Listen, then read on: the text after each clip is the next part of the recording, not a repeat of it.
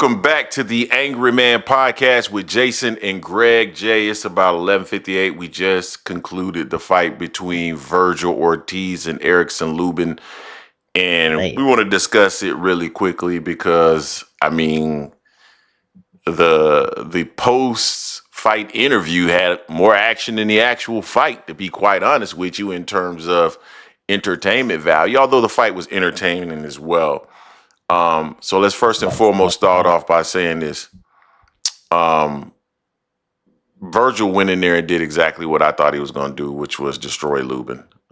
Anything can happen in a fight, but I just didn't see Lubin having the ability to beat Vergil Ortiz. I think Vergil is underrated in terms of his overall skill set, what he brings to the ring, the power. We heard Madrimov try to discredit the power of Vergil Ortiz, yet we saw him on his bike, so I just didn't feel like that was accurate. and and you know, at the end of the day, he just went in there and did what he needed to do. I mean, it was over in one round. And I think Lubin was already out well before the combination. There was a punch that I saw that happened before the subsequent combination of punches that yeah, Vergil Ortiz he threw was hurt. that already had him hurt, and then Vergil just ended up putting him out. Jay, real quick before we talk about what occurred after the fight, what were your thoughts on how the fight played out? Yeah, I was pulling for home team, but I yeah, bet on them because I'm not a fool. hmm I bet on Virgil for the win. I thought it was going to last longer than 2 rounds. I thought yeah, Lubin would be more doable than that. I didn't think he was it up, but like I said in the video earlier today, Lubin couldn't be on the ropes, and yeah, he got backed up and went right on the ropes, and he just did the high guard. And then Virgil did exactly what David Benavidez did with the guard manipulation. Pulled a hand out, whop, over the top. He actually looks like he stunned Lubin in the first round. Lubin made it through the first round. Because Lubin started off okay, but I think it was more about Virgil, what Virgil wasn't doing versus what Lubin was doing. Because he used his jab a little bit. I like, okay, established range, he got a long reach on him, so he can handle that. Second round, Virgil just handled business, and it was over. It was a wrap, man. I like the fact that Virgil showed me what I wanted to see from him was not just coming straight forward with a high guard. He actually showed some side to side movement more often. What little bit he needed to do, but the viciousness with being a finisher like he did, I appreciate that more than anything else. It was a good fight. It lasted for Virgil. yeah. I always thought Virgil showed side to side movement, head movement, and all those things. So I just think he's a hell of a fighter. Now let's get into what happened after the fight, and there were some things that were said, by a certain individual towards the end of that fight or the end of that post-fight interview that I didn't particularly care for. The good. Same. So we're gonna do this. The good and the bad. The good was Jaron Ennis pulled up now. Vergil Ortiz called him into the ring. Yeah, come on in the ring. And Boots got in the ring. And one thing, Boots, I don't think Boots is really very good at shit talking. I think that's apparent. But I see the skills starting to develop. He's getting more comfortable with doing it, and in doing that, it will develop more. So I like what I saw from Boots. He jumped in the ring. Vergil answered him. Y'all talking crazy? No, y'all talking crazy. We responded to what y'all saying. Da da da da da da da. This, that, and the third. So that's what I like. And Boots talking about, I'm the best. You're a good fighter. I'm the best, but I'm gonna show you why I'm the best, and I'm gonna punish you for everything that they said. I like all of You that. know what's funny about that?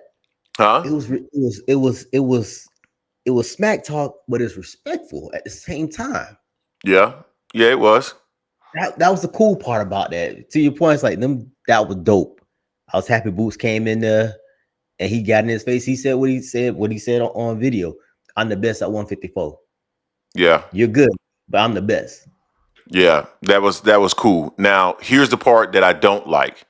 Number one, I don't like when did Boots fight? Was it 2-3 weeks ago? Something like that. Yeah. Boots looked fat. Like Boots, his face looked fat. He looked fat in the ring. I don't know, how did you blow up like that? How do you Eh, look? He looked fat. Like his face looked puffy, dog. I was like, damn, how do you look that fat all of a sudden? That's number one, right? The second thing that I didn't like about what I saw there and heard there was Oscar De La Hoya at the end say, Yeah, I'm surprised that Eddie and Boots showed up after seeing Vergil destroy Lubin, but it's going to be a difficult fight. But whenever he wants, Vergil holds all the cards. I'm sorry. that's not cool. That's duck talk. That's duck talk. Yeah, Hey, I don't want to hear that. You know, you say this is going to be a difficult fight to make. Both fighters want it. Why is it a difficult fight to make? When you start talking exactly. about Vergil holds all the cards, now you're using status, who's the A side and all this other stuff to determine whether or not the fight going to be made. That make it sound like you don't really want to fight. So I don't like hearing those types of comments from Oscar De La Hoya. Now, maybe he doesn't mean anything about it, but I don't like those types of comments. I couldn't stand it because cause we were on the phone when his house. I was like, wait, we both were like, wait, what did Oscar just say? Yeah. I'm saying like these two fighters, Virgil's in there. He said, "Hey, Boots, come over here."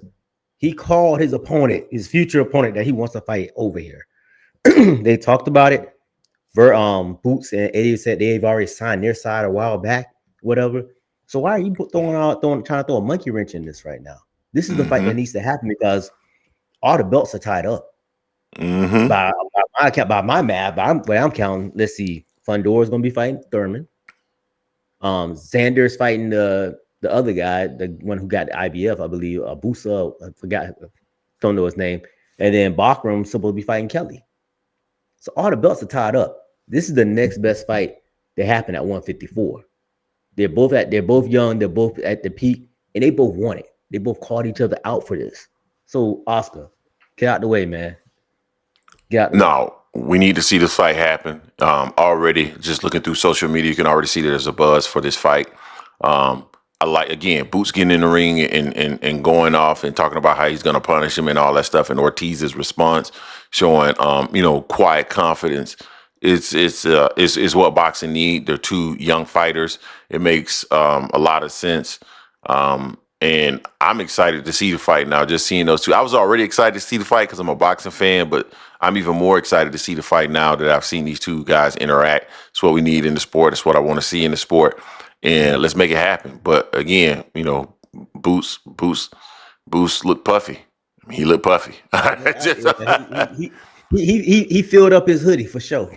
Yeah, that's the part for me that doesn't make any sense as far as I'm concerned. I do not get it.